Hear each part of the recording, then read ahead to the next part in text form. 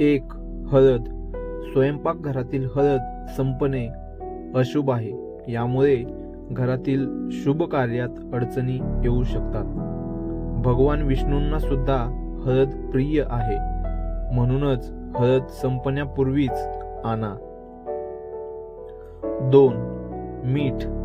वास्तूनुसार स्वयंपाकघरातील मीठाच्या कमतरतेमुळे नकारात्मक ऊर्जा घरात प्रवेश करते आणि पैशाची समस्या निर्माण होऊ शकते. 3. पीठ. घरात नेहमी जास्त प्रमाणात पीठ आणावे. वास्तूनुसार घरातील पीठ संपणे अशुभ मानले जाते, त्यामुळे मान सन्मान कमी होते.